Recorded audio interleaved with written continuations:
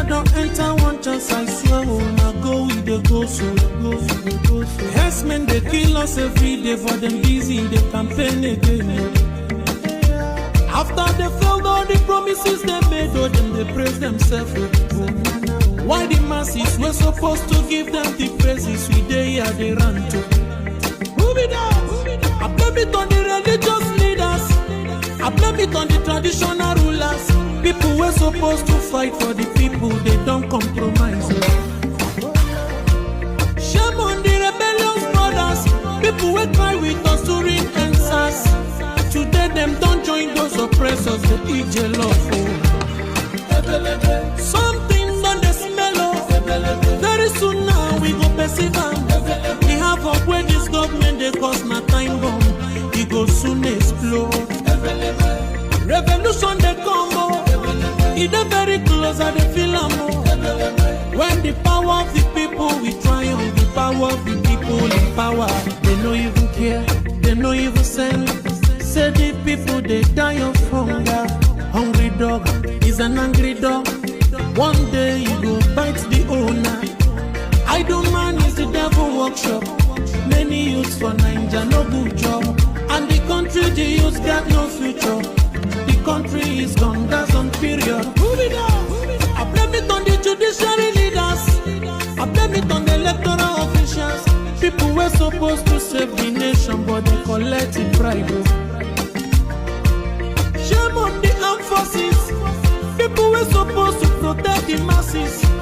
One of them they shoot us anytime they hear our voice.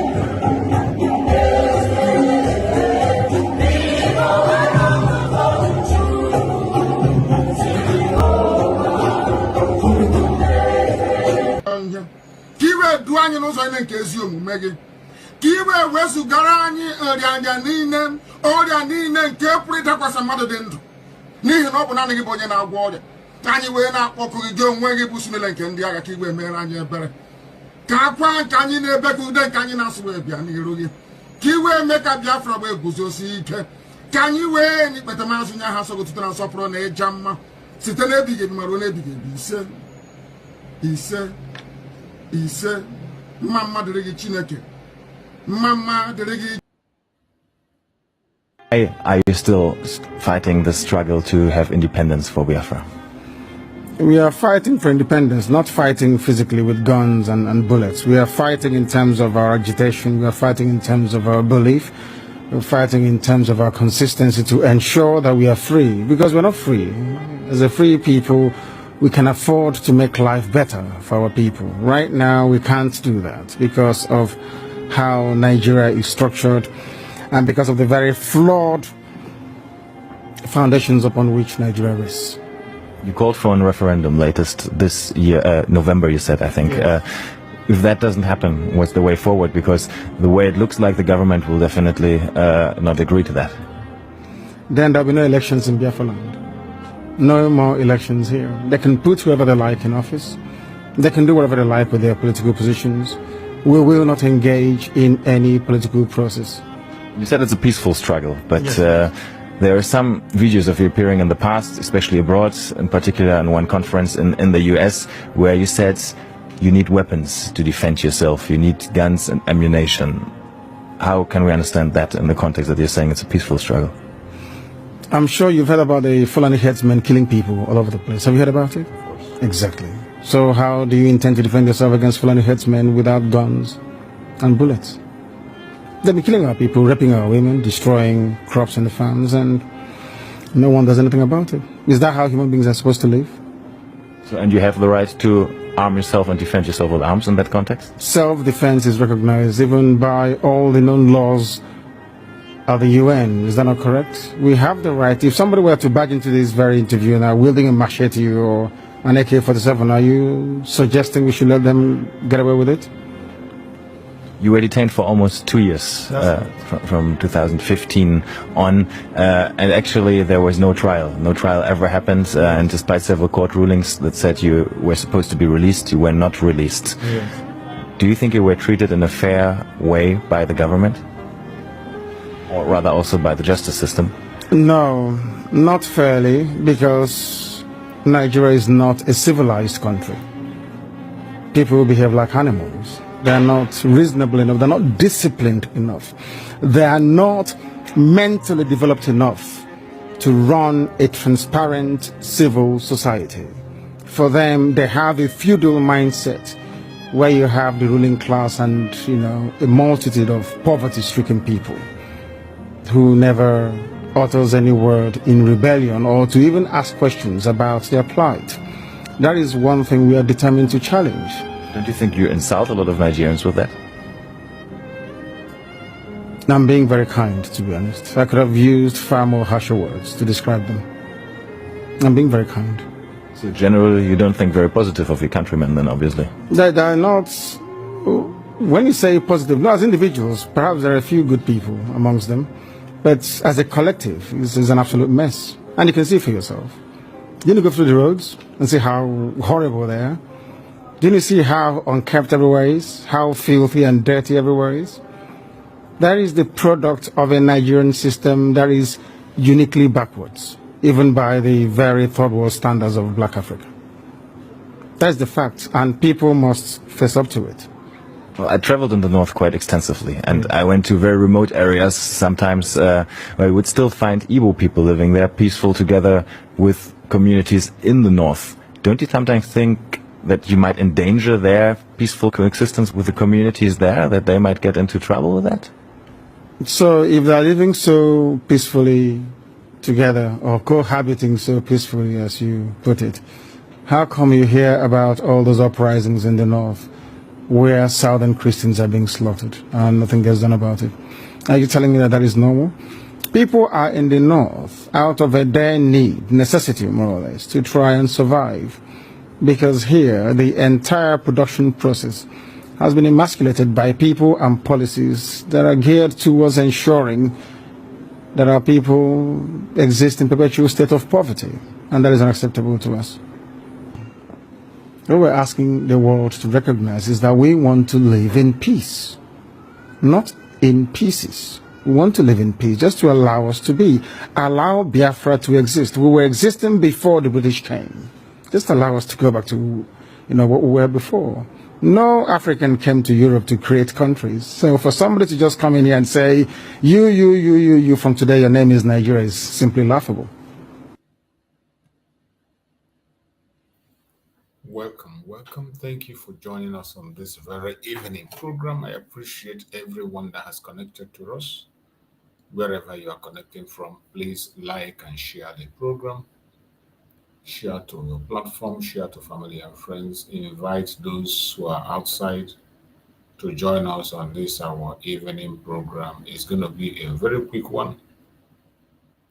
We won't take much of your time, so try as much as possible to join us as early as possible so that we can hit the message running. My fellow Biafrans, I appreciate everyone that have joined us this very evening. Remember, in this platform, we don't come here to instigate violence. We don't come to preach hate.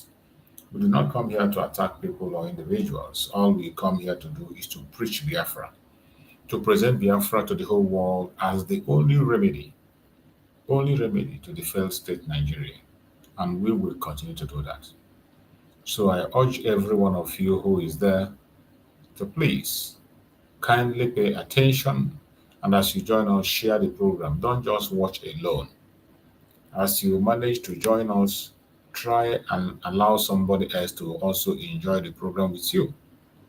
Invite your family and friends, share in your WhatsApp group, give a thumbs up so that others can go notification and know that we are here to preach the gospel. I welcome everyone that has connected, wherever you are connecting from. And I appreciate every one of you. I thank you for being part of the program. And I say, may Chukwu Kabia continue to guide and protect every one of us. This evening, we have come once again to speak on the same topic, and we'll continue to elaborate and expand the topic as we go. This is our evening session. If you missed our morning section, maybe you can get some lessons from this very evening one. We conduct it 2 times every day, but as long as we have the strength. But our program in the evening is always not too long, so we are going to make the use of the time we have and do what we have to do.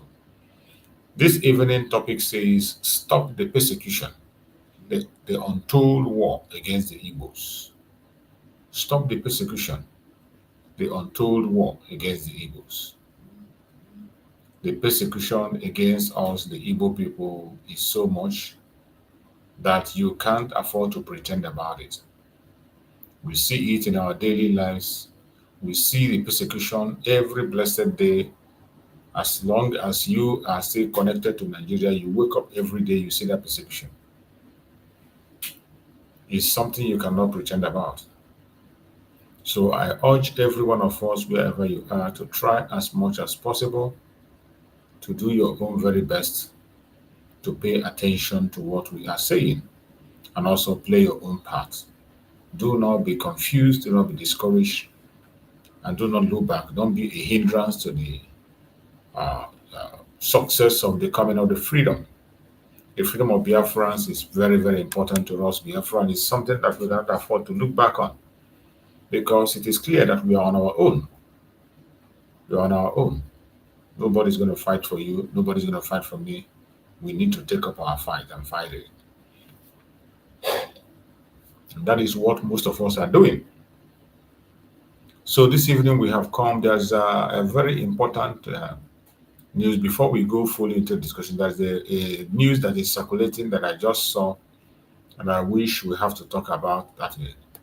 What Mazen Nandikana has filed in the court. You know, we're expecting Mazen Nandikana to be in court tomorrow, but a news is circulating about the motion Mazen Nandikana filed in the court. So we are going to look into that motion and speak about it before we go into our program. Every one of us know that the lawyer of Mazen Nandekano, Aloye Jimako, has been detained after the protest which was made to release Mazen Nandekano. He was abducted in that very protest, and we heard that they took him Kuje. So as we speak, Aloye Jimako is still there in Kuje, and he's going to be there until Friday, as they said. So by Friday, hopefully, we are going to see him on Friday. And but tomorrow is the case of Mazen Nandekano. Adjournment was made to 23. So when I see this song circulating, then let's look at the information that is circulating everywhere that we just saw. We saw the information, and I feel it is important that we look at it. It's very important that we look at this information and be able to deal with it the way it's supposed to be. So on this very information that we saw, I'm going to read it out so that we can be able to digest it and know what it's all about. This is a breaking news that we are seeing everywhere. It's reported here by Sahara reporters. Many news have carried it. It says, Nnamdi Kanu list ex-AGM Malami, Wike, Chukwuputara Boratai others as witnesses in terrorism trial. Mazen Nandekana have called the people that are going to be witness to his case. Since they want him to stand trial, he has mentioned the people that are supposed to bring in court that he's going to be able to use as witness, and he called their names. So it reads, let's read what the news has. It says, in fresh motion, Mazen Nandekano filed a fresh motion. He personally signed a fresh motion. Mazen Nandekano personally signed and filed before Justice James Omotosho. Kanu describe the individuals as compellable witnesses. These people, Kanu described them as compellable witnesses whose testimonies are crucial to his defense. Mazen Nandekano personally signed and filed before Justice James Omotosho. Kanu described these individuals as culpable witnesses whose testimony are crucial to his defense. That is the motion that Mazen Nandekano filed. You know, his case is coming up tomorrow. So we're going to hear the detail of this by tomorrow, by God's grace. So just file the motion and we're going to see what really transpired. The detained leader of indigenous people of Biafra, IPOB, Nnamdi Kanu, has named former Attorney General of the Federation, AGF, Abubakar Malami, and several prominent Nigerians as witnesses in his ongoing terrorism trial before the Federal High Court in Abuja. In fresh motion, he personally signed and filed before Justice James Omotosho. Kanu described the individuals as compellable witnesses whose testimonies are crucial to his defense. Those listed include the Minister of the Federal Capital Territory, FCT, Nyesom Wike, former Minister of Defense, General Theophilus Danjuma, retired former Chief of Army Staff, General Tukur Buratai, Lagos State Governor, Babajide Sanwo-Olu, Imo State Governor, Hope Uzodinma. These are people that Mazen Nandekano mention their name. There's going to be a compellable witnesses. Other names are Minister of Works, Dave Umahi, immediate past Governor of Abia State, Ukezi Bazo, former Director General of the National Intelligence Agency, NIA, Ahmed Rufai Abubakar, former Director General of the Department of State Service, DSS, Yusuf Buchi. Kanu also hinted that he would call several other unnamed witnesses.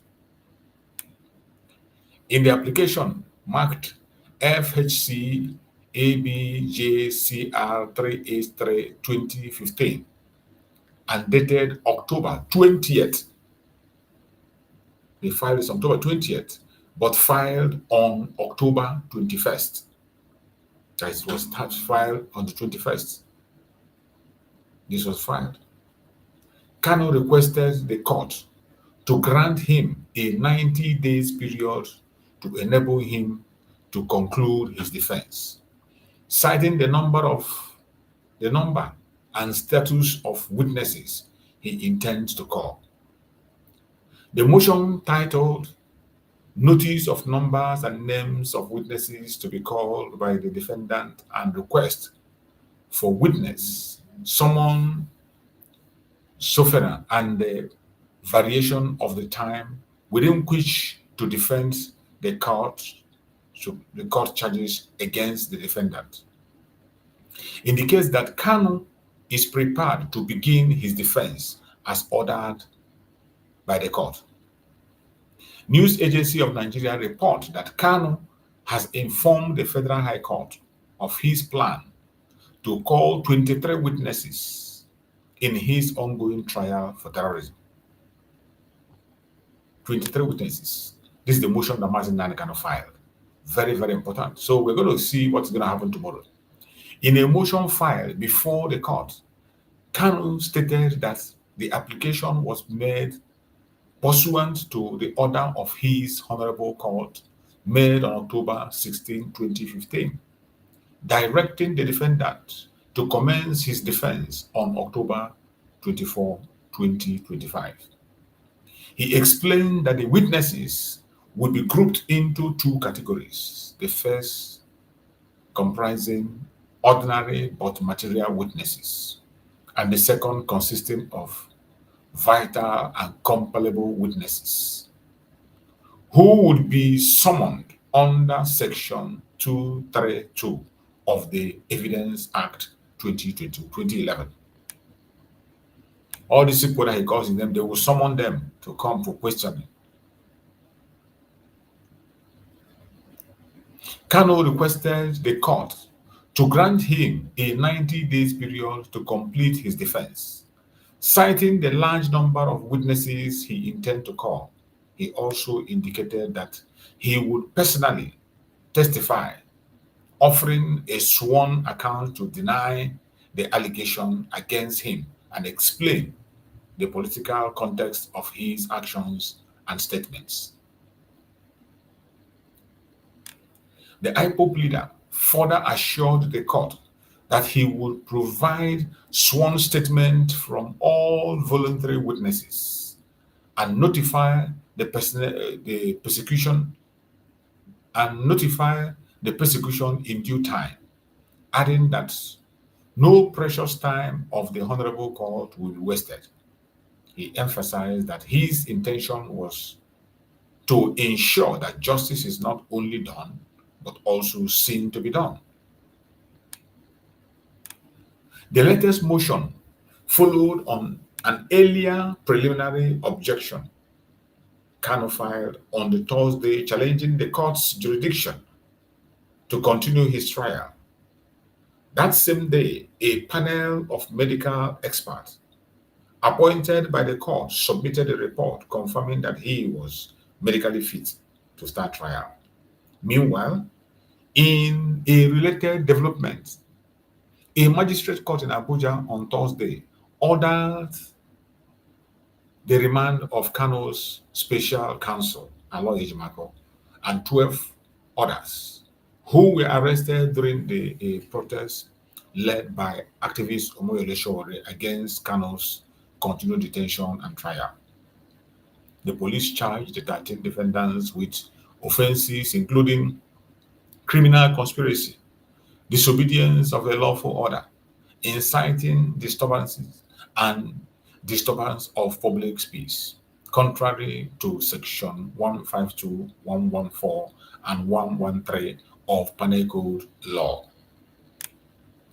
Those names in the two separate first informations report FIR are Ejimako, Kanu's younger brother, Emmanuel Kanu, Joshua Emmanuel, Wilson Ayalewichi, Okere Nnamdi, Clinton Chimezie,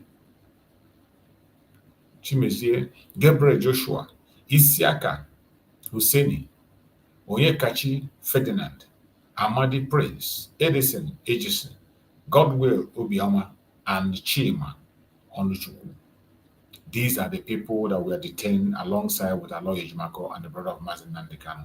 The magistrate ordered that all defendants be remanded at the Kuje Correctional Center pending their arraignment on October 24th. You see, they intentionally want to clamp down, hold Aloy Ejimako to distract the case of Mazi Nnamdi Kanu. But I bet you it is not yet over or it is over. So you have seen what Mazi Nnamdi Kanu wrote to the court. Mazi Nnamdi Kanu is ready to drag every one of them. They should come to court for testimony. And he called them compellable witnesses. Compellable witnesses. They must appear. Chukrubuta Buratai, Theophilus Danjuma, what is it called? Wike, and many of them that he mentioned, all those politicians, Okezi Bazu, Hope Uzodema, Dave Umahi, all of them, they have to appear in court. Every one of them must appear in court to face Mazi Nnamdi Kanu. So that is where we are. So we're going to see what is going to happen tomorrow. In every indication, you see that what they are doing against Marginalization is unheard of. It is because an Igbo man, they rejected him for taking his treatment, and they are pushing him right, left, and center. Then now they arrested his lawyer also and left him on his own to defend himself. And I bet you, those of us Biafrans, we must not keep silent. This is an attack against us, the Igbo people. The continued detention of Marginalization is nothing but an attack against Igbos. The earlier you understand this fact, the better for you. You cannot continue to pretend. You say you will not fight for Biafra. A time will come when you will break to fight and you won't see anybody to stand with you. This is the time to take this battle to them. This is the time to take this battle to them. So wherever you are, you must wake up, and wake up now. There's nothing to wait. My brothers and sisters, everyone that is watching us from wherever you are watching us from, either from Nigeria, from Africa, Europe, America, Australia, Canada, New Zealand, wherever you are joining us from, I welcome you once again. Today, on this broadcast, thank you so much for joining us. We are going to speak, not just as an individual, but as a nation under oppression, as a people crying for justice, we are speaking. And I bet you, wherever you are, you must add your own voice, and we have to fight this battle and win this battle. My fellow Biafrans, let's speak the truth. For too long, the Igbos have been treated as second-class citizens in Nigeria. In a country their father helped to build. In a country that we built and made it what it is. In a country that we are still building. In a country that we are holding the economy. They term us a second-class citizen. And yet they call us one Nigerian. Our businesses are destroyed under government order. Our youths are arrested and labeled terrorists for demanding freedom, for asking for self-determination. Our towns are invaded under the guise of security operation. Checkpoints everywhere in Biafra land. You see what is happening in Imo State, in Okigwe, in Olo. You see how they are taking the life of innocent people in Biafra land. Our political voices are silenced through intimidation and media blackout. All these atrocities is committed against the Igbo people. This is not democracy. This is selective persecution. The same government that protects armed herdsmen kill peaceful protesters. Where have you seen that before? A government that will stand up and protect armed herdsmen. I just saw a news. What happened in the Kwara State? That the herdsmen shot a military man.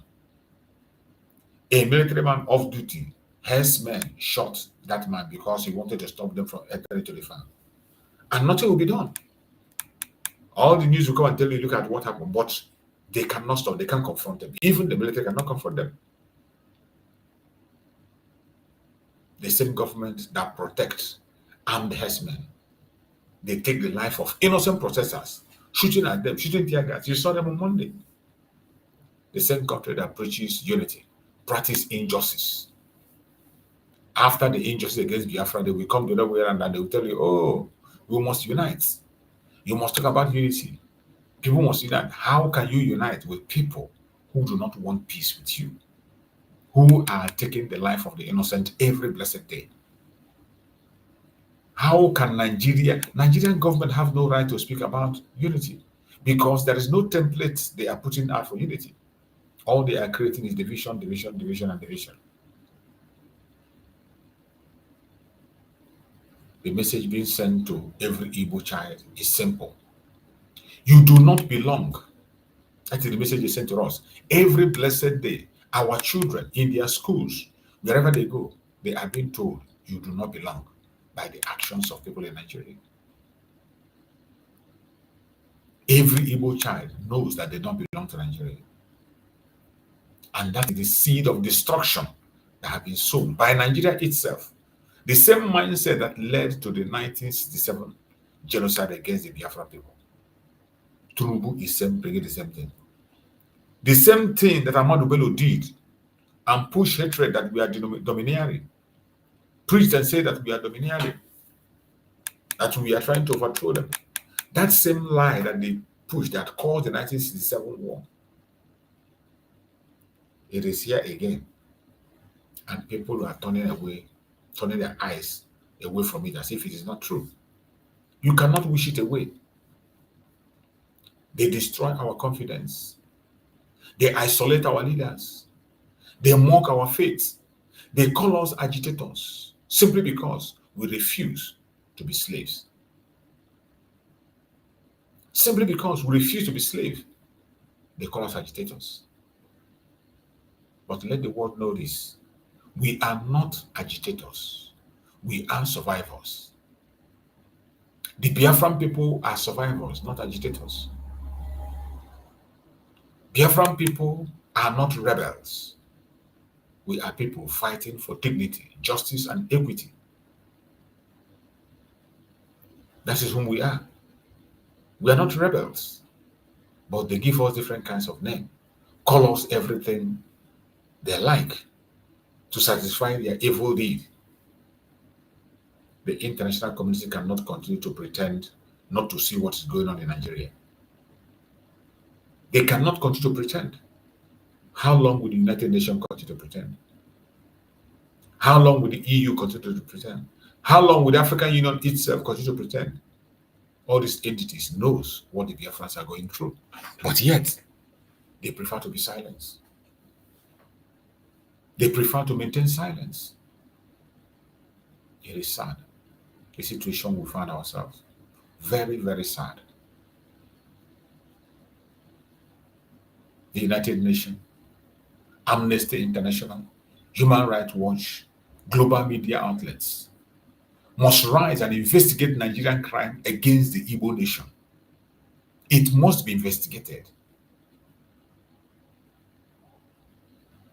The genocide against the Igbos must be. It's not just against, even when you talk about the genocide against Christians, it is genocide against the Igbos. Igbos are 99% Christians. Majority of them are Christians. In all the massacre you hear, there's nowhere it happened that you don't hear about Christians, including that corner. Yes, the target is the Igbos. They want to extinct us by all means possible. Nigeria must be investigated for the atrocities it's committed against the Igbo people. If the world could rise for Ukraine, if the world could rise for Sudan, if the world could speak for Palestine, then the world must rise for the Igbo people of Nigeria, the Biafrans. The world must rise for the Igbo people of Nigeria, the Biafrans. If they can be able to rise for Ukraine, they rise for Ukraine, they put their voice everywhere, they supported them. If they could rise for Sudan, supported, and they also rise for Palestine today, with all the bad things that are happening, and they are claiming to recognize, prepared to recognize, then the world must rise for the Biafran people. There's no excuse.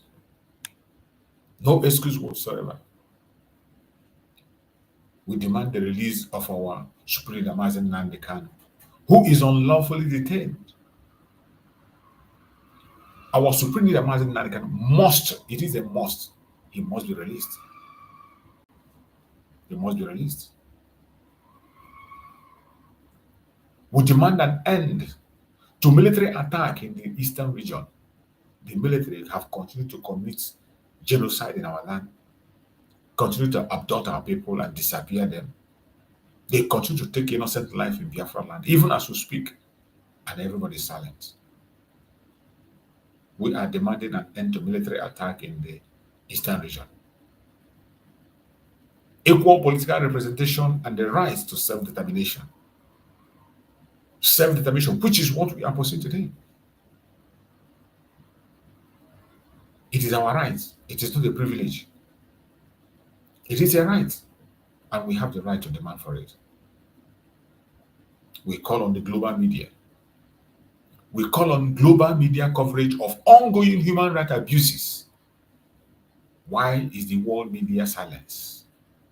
Why is the international media silence on the atrocities committed against the Igbos?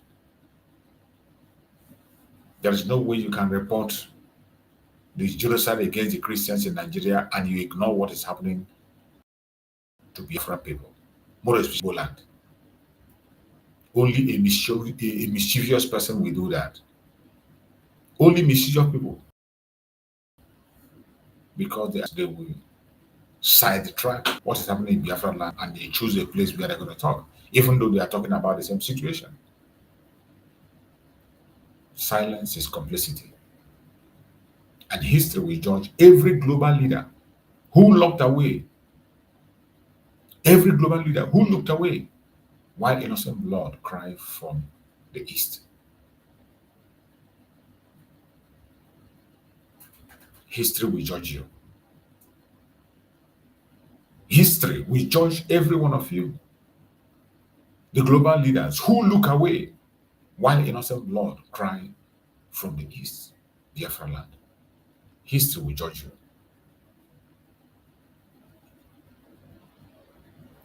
But let it be known, no amount of intimidation will silence us, the Biafran people. No amount of intimidation will silence us. It doesn't matter what they do. You cannot silence the Igbo Biafrans, more especially, you can't silence them. From Aba to Enugu, from Onitsha to Nsukka, the fire of resistance burns stronger than ever. And it will continue to burn stronger than ever. The Igbo spirit does not bow, it rises. It does not retreat, it rebuilds. We must unite. We must unite. Wherever you are as a Biafran, more especially the Igbo Biafrans, we must unite. Politically, spiritually, and economically, we must unite. We must learn to support our own. Every one of us must learn to support our own first. Put yourself first. We have served every other person for a long time. The Igbo Biafrans have rendered service to every other part of the world, to nations, supporting building nations, supporting building communities. It is time for us to look home. We must unite. We must unite. Politically, spiritually, economically. Support our own. Very important. Support our own. Defend our communities. We must prepare to defend our communities. Nobody's going to do it for us. Nobody anywhere is going to do it for us. Educate our youths. Continue to educate our youth about our history, about our hindrances and obstacles and what needs to be done. Continue to educate them properly. That history they refuse to tell them, we will tell them the history. Every Igbo man and woman must become an ambassador of truth. Very important. So many of us today, because of the situation we find ourselves, it is very difficult for us to tell the truth. Some of us have become liars just simply because they want to score a point. Many of us have made ourselves liars simply because you want to score a point. It's not going to take you anywhere. The oppressor's greatest weapon is division, whereas greatest strength is unity. Those who are oppressing us, Nigerian government, the Janjaweed, their greatest weapon, which you and I have seen and heard and known, is division. But our greatest strength is unity. Wherever you are, as a Biafra, you must know that this is the time for us to unite. We must come together as one. Enough of all this blackmail propaganda that is coming right, left, and center. It is high time we come together for good. The time has come for us to come together and speak in one voice as one people. There will be no one time better than this time that we find ourselves now. The oppressor's greatest weapon is division. But our greatest strength is unity. We must continue to unite. No matter how difficult it is, we must learn to accept each other and unite for us to overcome the challenges ahead of us.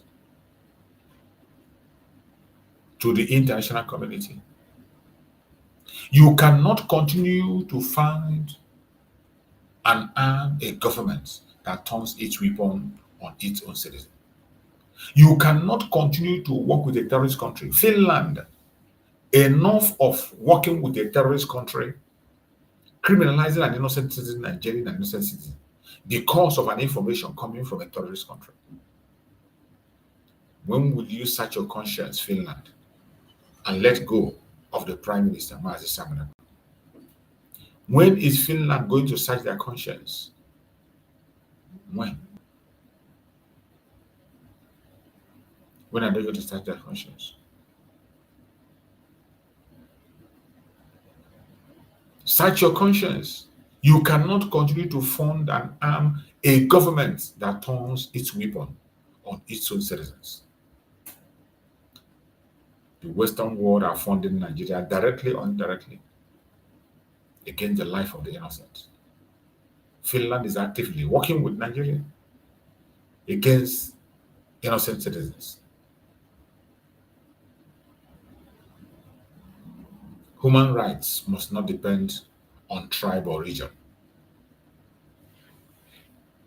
You preach so much human rights, but your human rights depends on tribe and region. Human rights is not supposed to depend on tribe or region. Every man, every woman is supposed to have equal rights. We are supposed to have equal rights.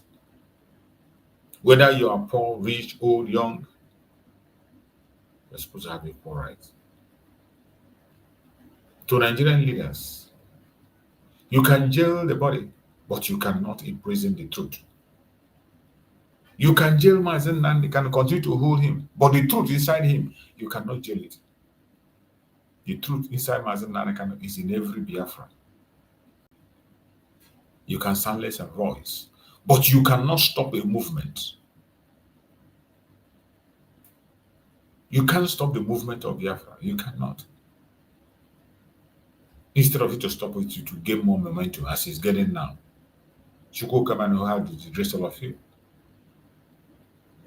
The more you suppress the Igbos, the louder the cry for freedom becomes. Continue. The more you suppress the Igbos, the louder the cry of freedom comes. Because there is nothing that will stop us going out. So I said, continue the operation. Continue your suppression. Continue your suppression. But it's going to last for just for a while. Because we are getting to the end of the road. And you will reap the reward of your evil deed. You are going to reap the reward of your evil deed. Brothers and sisters, the time has come for action, unity, courage. I urge every one of you to share this message to every corner of the world. Share this message to every corner of the world. Don't keep it to yourself.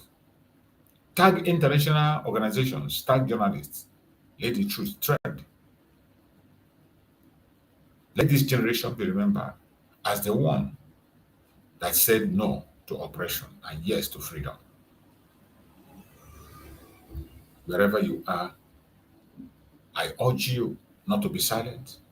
Always speak out and do what you have to do. Drop your thoughts in the comment section. Do you believe the world is doing enough to stop oppression of the Igbos, of the Christians in Nigeria? The world must hear our voice. Do you believe that the world is doing enough to stop the killing of innocent people in Nigeria? It is a question. The world must hear your voice. I urge every one of you that have been part of this program to please do not be confused. Do not be distracted. Do not be relegated to the background. There are a lot of confusions out there. There are a lot of distractions out there. Do not get distracted. They are going to try as much as they can to distract you. But I urge you, don't get distracted. Do not allow the enemies to get into your head. Don't allow the enemies to influence you. We have gone too far for us to go back. There is no going back. It is forward ever and backward never. So wherever you are as a Biafran, I urge you in the name of Chukwu Okabia, you must stay strong. You must stay strong. And never you allow the words of the enemies to get you. By the grace of Chukwu Okabia, tomorrow we expect to see Mazen Nande come in the court. So whatever happens, I want every one of us to be ready. I want every one of us to be prepared. Every one of us must be focused. Do not allow the enemies to get at us. Do not allow the enemies to get into our way. I urge every one of us to continue to pay attention to issues that matters. The enemies have come. We will continue to demand the release of our Mazen Nnamdi Kanu, no matter what they say. We will continue to demand for his release. So wherever you are, I urge you in the name of Chukwu Okabia to stay strong. Don't get distracted. There are so many things that are there to distract you and I, but we must not allow them to distract us. That is why we are whom we are. Our quest is for freedom and nothing else. And we will continue to chase this freedom until we find it. Let's hear this message. Outrage News. Thank you, Adesola Moran. Well, exactly 5 years after the NSAS protests, security forces in Abuja on Monday clamped down on protesters demanding the release of Nnamdi Kanu, the detained leader of the proscribed indigenous people of Biafra, IPOB. Arise News chief correspondent Ferdinand Dora was on ground covering the protest. A few minutes past 7 a.m., and protesters led by activist Omoyele Shure and a legal team of detained leader of the indigenous people of Biafra, IPOB, are gathering at Tama Junction. The group had earlier put out notice calling on Nigerians to hit the streets in demand for the release of Nnamdi Kanu. Minutes later, security operatives comprising police and military officers stormed the venue, firing shots and tear gas at the protesters. The protesters were grouped around the mega roundabout from where they peacefully marched to Tako.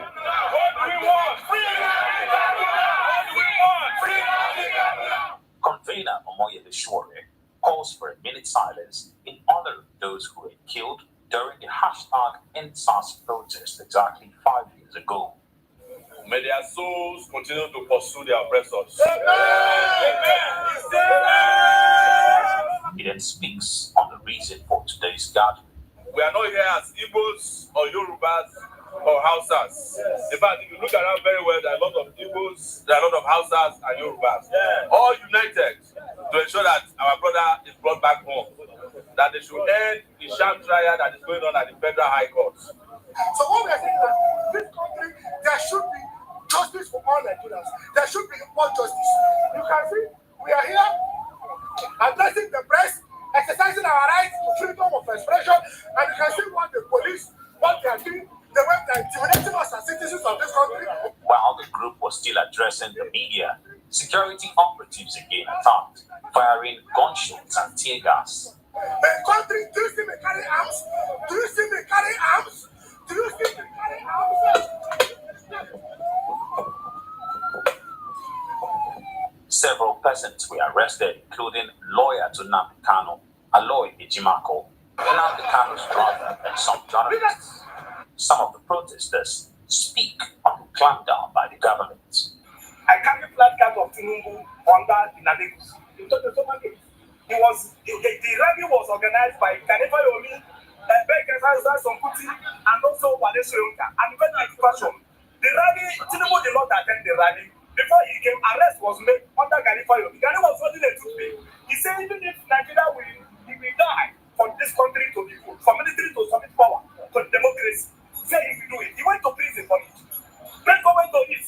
And the Tinubu did not die. Before he came, arrest was done. We all run away. I carry the placard to support the Nadegu for freedom of movement. Around the Federal Capital Territory, security operatives mounted roadblocks, making it difficult for workers to get to their places of work.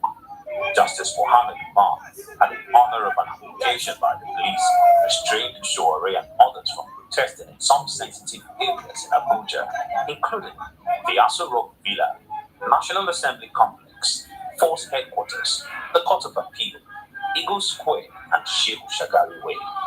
But while the protesters had obeyed the instructions, security operatives clamped down on any gatherings by perceived protesters in the Federal Capital Territory. Now, 5 years after the NSAS protest, the security operatives on a Monday morning, the 20th of October 2025, intimidated and harassed protesters and journalists coming out for the commemoration of the NSAS protest, and also protesters asking for the release of Nnamdi Kanu from Utako, the Federal Capital Territory. Ferdinand Duroha, Arise News. Thank you, Ferdinand. Lagos State Governor Babajide Sanwo-Olu on Friday launched Oniko, a major water transportation initiative aimed at transforming mobility across the states. The project, backed by the French government, the European Union, and private investors, according to Governor Sanwo-Olu, reflects Lagos. If you look at a report regarding the EFCC in 2017, at that time, the report had stated that in 17 years, EFCC had only secured 10 high-profile convictions. I'm glad that in this particular outing, the presidency did make reference to the fact that the public feels that there's a lopsided pattern when it comes to convicting high-profile cases versus cybercrime cases.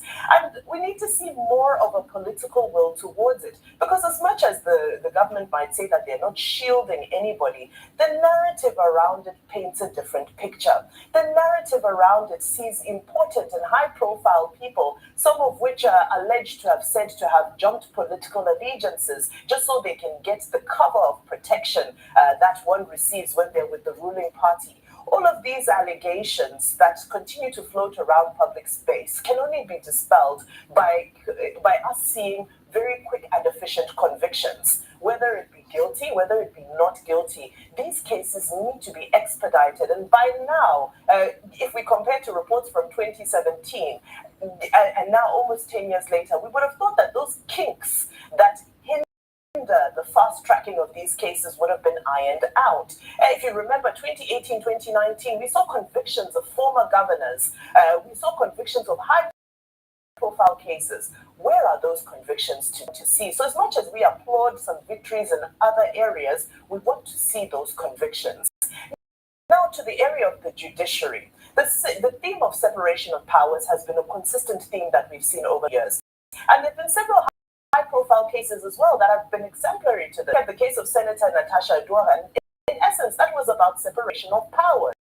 How much can the judiciary get involved in what happens in the floor of the National Assembly? The state case, beyond the Supreme Court, there were the other 40 cases that were instituted challenging the case of the declaration of a state of emergency in River State. Did we see a transparent, effective, efficient judicial process? No, we did not. So I think that the judiciary still has a long way to go. We continue to hear about reform. The administration also say they've tried to give reprieve in the form of to ensure that the judicial officers, receive the necessary benefits and they're compensated commensurately for their work. However, there's still a lot of work to do. I have to applaud them for a few cases of suspensions of justices. If you remember, there was Justice Inyang who was suspended because the justice had made a ruling in a case that had not even been heard.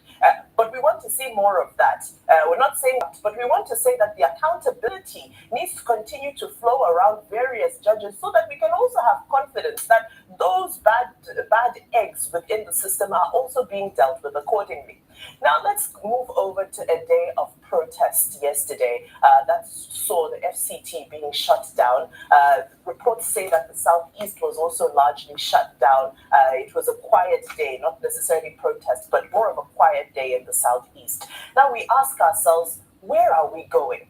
We continue to speak about the heavy-handedness of our police forces. And the irony is that this marks 5 years of another mega protest that had challenged the heavy-handedness of the armed forces, of the police forces. Yet here we are.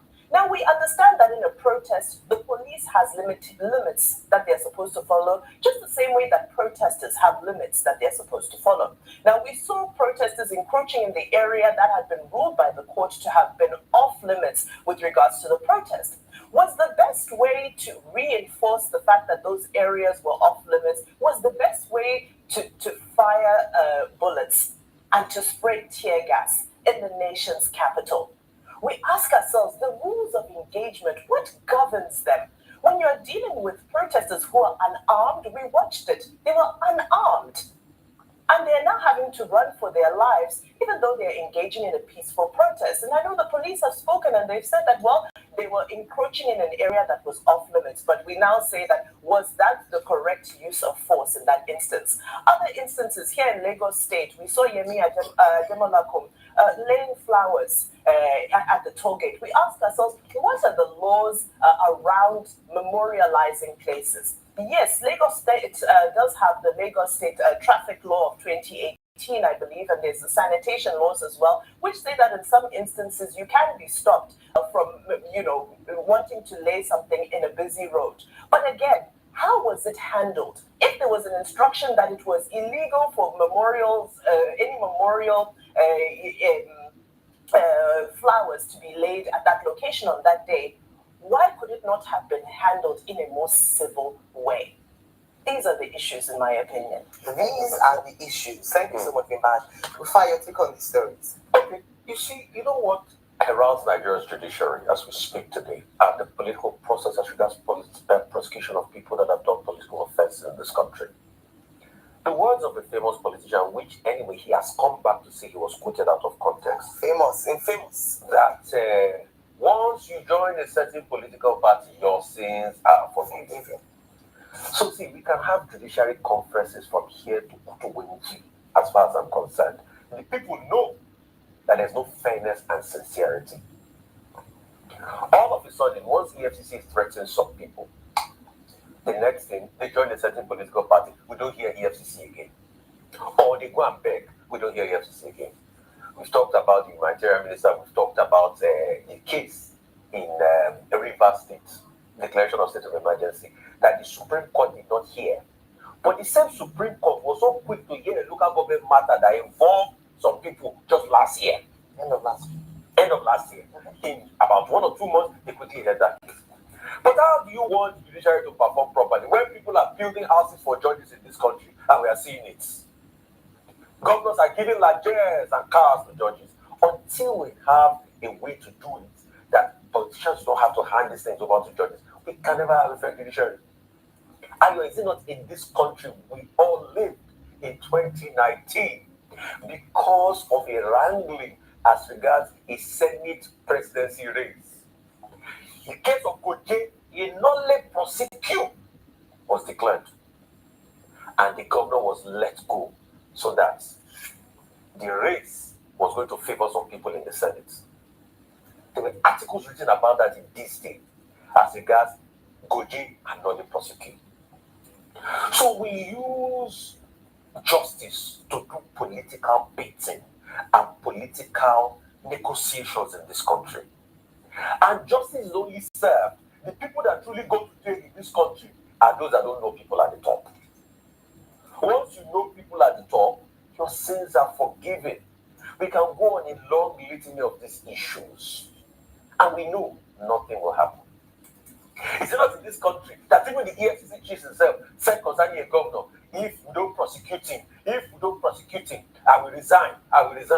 We are waiting for the prosecution, the case is in courts. But you can see that activity is not activity in the game. So we know these people. What kind of democracy are we practicing? It's not a joke. Should we now talk about the pardon that people have eviscerated and said is a class act, a shambolic dispensation of reasoning? And afterwards, the Attorney General of the Federation, my dear Ebo, they try to tell us what we don't know by saying that they're deciding to put it up for review. Nobody, the Attorney General has no right for any review of a pardon. That has gone. That is just set to placate Nigerians that are suffering. So what judiciary do we have? And all of us are guilty in all of this. That's why when Fela sang many years ago that that Archbishop Namiliki Pope na enjoyment Imam Unagbalado, even the religious bodies sharing this, even the civil society sharing this. I'm sorry, Ayo. It's not where we were sitting when civil society were defending a governor with corruption charges. Wasn't the media even part of it? Is it not under Fela that the judge confessed that he was pressured? That he did nothing wrong? It's not under, during Fela's case, that a judge confirmed that he was pressured. So what country do we live in? We live in a joke. And that's why they will stifle voices. The same people that was easy for them to protest against Jonathan, protest against the military, they will stifle the voice of protest. That's why ordinary flower is not scaring them. You carried flower to honor people. Some people were pushing the flower away. It speaks volumes of the democracy we practice. That's why till today, a protest happened. Mr. Bayo Ononuga was saying that a lawyer does not have the rights, that the MBA should look at it. It's in a case in court.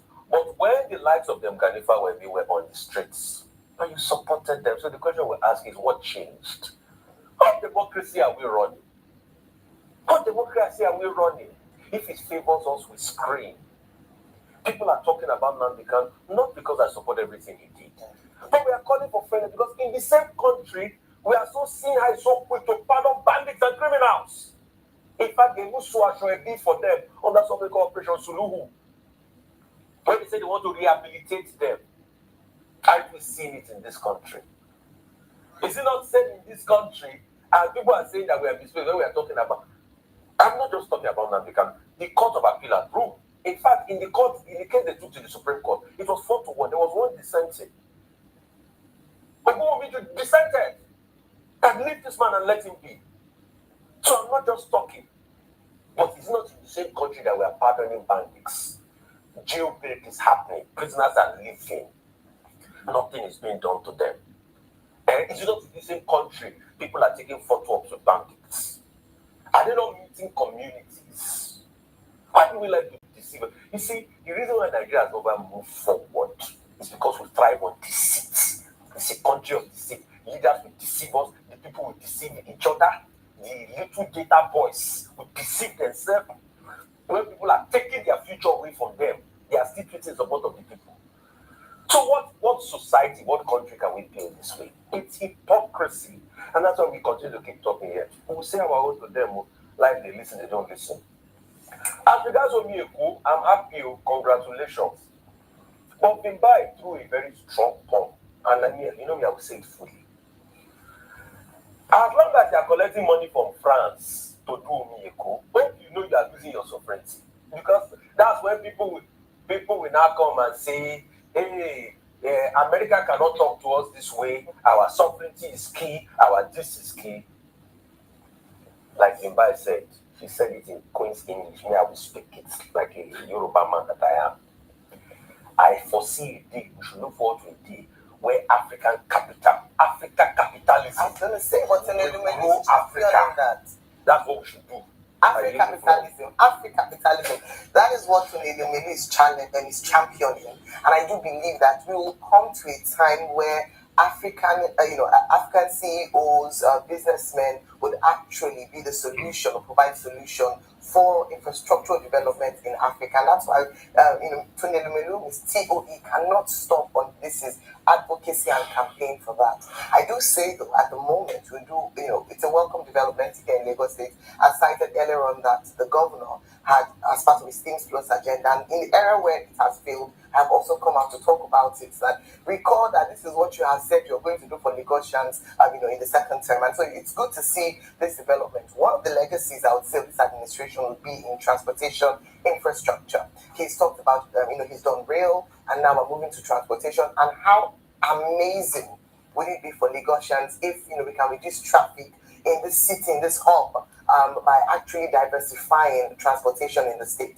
A few things to note, and as already been mentioned, I heard the French partner talk about a subsidized loan for Lagosians. Can we pay back? Can Lagos pay back? I don't think it's Asobila. And so the areas that were in contention, where they gathered, had nothing to do with the court order. And then it will be Center of Excellence, the capital city of Nigeria, the commercial city of Nigeria, and not talk about infrastructural development. So on this one, definitely a pass mark for the Lagos State government and the implementing agency LASWA, who are doing this absolutely. Now let me move on to the stories from yesterday in terms of the protests in Abuja, in Lagos. Berger, Max Olopara was there, and he made some very salient points when spoken to. Number one was that the police have said that there was a court order stopping the protest. But what they said, or the protesters have said, that they did not see any court order, number one. Number two is that the restrictions as to where they could protest was limited to the National Assembly and Aso-Villa. And so the areas that was in contention, where they gathered, had nothing to do with the court order. And then it would be important for us to actually see the court order that was gotten from the police and from the court. Also, I think it's important to talk about the selective obedience of court orders, because it's the same court order that we have championed about how Nnamdi Kanu, by a number of times, court orders, even up to the tune of awarding 1 billion naira in damages to against the Nigerian federal government, hasn't been obeyed. So why is it selective justice, selective choice of when to obey court order or when not to obey court order that is a plague of the Nigerian system? And so that's another issue he brought up, but that was very important. Something else that we must also highlight is the protocol for security agencies to manage protests and protesters in Nigeria. We talked about what happened yesterday, where tear gas was used on protesters as early as 7 a.m. Unarmed protesters, I must mention, where live bullets were shot at, whether in the air or anywhere, at protesters. What is this thing about dissenting voices and silencing dissenting voices under this administration? I say this because whether it be via protest or via even political parties, it is the silencing of any voice that opposes or dissents or is dissenting to the main party or to the government in power. And that does not augur well for democracy. We cannot have a democracy where it is only sycophancy that is the order of the day, and sycophants are the ones who have the ears of government. It does not augur well for democracy, and no administration can thrive on that. The successes we record will only last for a moment, but the results will not show. And that's why we keep talking about the government of propaganda, where we are making announcements that seem positive, but has no effect or obvious effect on the lives of the people. And so back to what happened yesterday at Lagos Tollgate with Madam Olekun, and talking about this resistance to opposition voices, or this resistance for citizens to exercise their rights, whether it be to free association, movement, or just expressing an emotional moment based on what happened 5 years ago. And so she went to the tollgate, and according to her report, and I believe that Ifemi is going to be taking this on world, Ifemi, I'll talk about that in more detail. Then she was accosted by man o' war. Because they were not armed, she was able to resist and talk back. But she said that at this point, 5 armed policemen then approached them, was not captured on camera, approached them and were asking them to leave the place. What crime or offense did they commit by going to put wreaths of flowers as a memorial at the Lagos tollgate? They were not obstructing traffic, they were not littering the streets, they were just going to place flowers on the tollgate. Why this excessive show of force under this administration? This cannot be the legacy of a man who touts himself as a Democrat. It cannot be. And going back to judicial reform, when we talk about protection of political actors, we bring up the case of Yahaya Bello. We bring up the case of a former APC chairman whose case has not yet been fully solved, despite video evidence to the contrary. I mean, a number of people heard about this story. So there are very low-hanging fruits if President Tinubu wants to demonstrate to Nigerians that he respects judiciary. And finally, one thing that was not said was judicial reform. If we want a truly independent judiciary, then money cannot come from the executive. They cannot have that much influence. He talks about better welfare for the judiciary. But as we mentioned before, in some cases, these houses and welfare that's done for the judiciary is part of making them, softer to the needs of the executive. And in some way, it's actually influencing the judiciary in a way that they would not be independent in discharging their duties. I say a lot of things to talk about, but we are not yet there. Corruption, Nigeria can be corrupt-free, absolutely, but there must be the political will and the demonstration through policies that demonstrates that Nigeria should and can be corruption-free.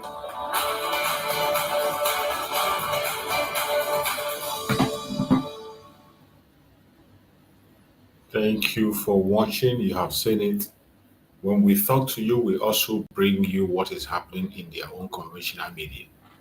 They can no longer hide their lies. Everything is in the public. They can lie and lie and lie and lie. Lies doesn't last forever. To an extent, they can't lie anymore. That is why today we always bring what is happening in their own media. Mazen Nandekano is innocent, and we continue to be innocent. Tomorrow, we are going to expect to see in court how it is going to happen. Remember the information we got about the people that Mazen Nandekano mentioned already, that he called upon to come in his court. You saw me speak about that in my program. I announced it, and so many of us have heard that, and we saw it, that Mazen Nandekano lists ex-AGF, Malami, Wike, Chukwuburetai, and others as witnesses in terrorism trial. And that submission has been made. So tomorrow we are going to see what is going to be the outcome. And tomorrow morning we will come back here to talk about these very important issues. Thank you so much for being part of this program. Thank you for joining. I'm going to take a rest. It's been a very long day. We will see again tomorrow morning. Good night, everybody, and stay safe. Bye-bye.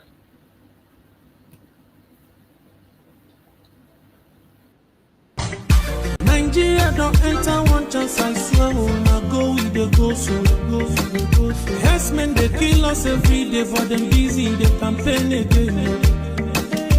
After they failed all the promises they made, oh, then they praise themselves. Why the masses were supposed to give them the praises we they are they run to? Move it down. I blame it on the religious leaders. I blame it on the traditional rulers.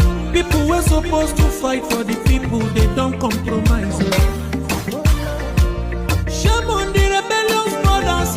People will cry with us during answers. Today them don't join those oppressors, they eat your love. Something done the smell of. Very soon now we go perceive them.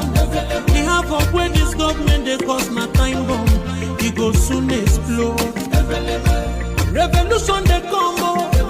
It's very close and they feel when the power of the people we triumph, the power of the people in power. They no even care, they no even send. Say the people they die of hunger. Hungry dog is an angry dog. One day you go bite the owner. Idle man is the devil workshop. Many youths for Nigeria no good job. And the country the youths got no future. The country is gone, that's on period. Move it down. I blame it on the judiciary leaders. I blame it on the electoral officials. People were supposed to save the nation, but they collected bribe. Shame on the armed forces. People were supposed to protect the masses. One of them they shoot us anytime they hear our voice.